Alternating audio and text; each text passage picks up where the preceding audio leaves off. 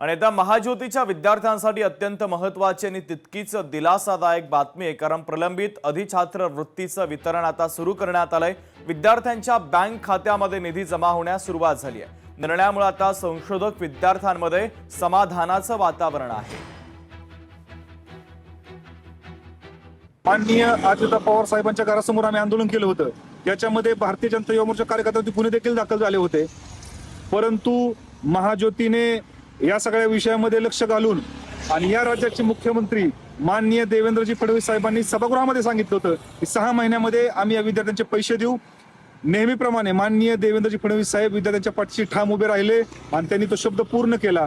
तसेच माननीय दिवंगत नेते अजितदादा पवार साहेबांचंही याच्यामध्ये आम्हाला सहकार्य लाभलं, त्याबद्दल मी महायुतीच्या सगळ्या नेत्यांचे मनपूर्वक आभार मानतो। महाज्योतीचे देखील मनपूर्वक आभार मानतो। राज्यातील लाखो शेतकऱ्यांचा कांदा पिकावर उदरनिर्वाह चालतो, मात्र काही महिन्यांपासून कांद्याच्या बाजारभावात सातत्यानं घसरण होते। अपुऱ्या सुविधांमुळे कांदा उत्पादक शेतकरी सध्या संकटात सापडलाय, तर अंबादास दानवे यांच्याकडनं या समस्यांवर तोडगा काढण्याची मागणी करण्यात आली आहे। मुख्यमंत्री देवेंद्र फडणवीसांना त्यांनी या संदर्भात एक पत्र सुद्धा पाठवलंय। त्यांनी या संदर्भात जी मागणी केलेली आहे ते आपण पाहूयात। नाफेड मार्फत तत्काळ कांदा खरेदी सुरू करावी, कांद्याला किमान 2000 रुपये प्रति क्विंटल असा हमीभाव जाहीर करण्यात यावा,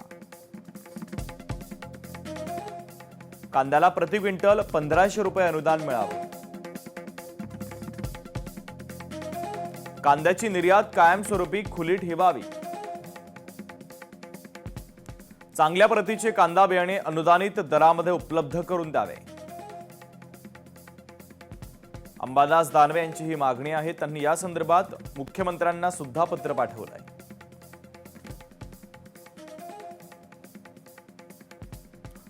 पुढची महत्त्वाची बातमी आपण पाहूयात। राज्यामध्ये आता लँड टायटलिंग ऍक्टची अंमलबजावणी केली जाते। जुलै महिन्यापासून अंमलबजावणी होणार आहे। महसूल मंत्री चंद्रशेखर बावनकुळे यांनी या संदर्भात माहिती दिली। कायद्यामुळे 14 कोटी जनतेच्या मालमत्तांना कायदेशीर संरक्षण आता प्राप्त होणार आहे।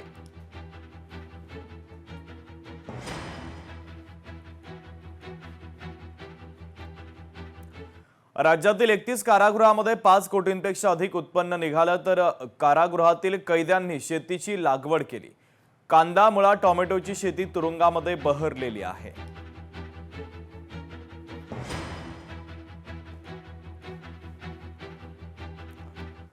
मुंबईमध्ये तिसऱ्या दिवशी तापमानाचा आरा 35 अंशांवर गेलाय, तर सर्वच जिल्ह्यामध्ये सरासरीपेक्षा अधिक तापमानाची नोंद झाली आहे। अनेक जिल्ह्यामध्ये पाऊस पडण्याचा हवामान विभागाचा अंदाज आहे।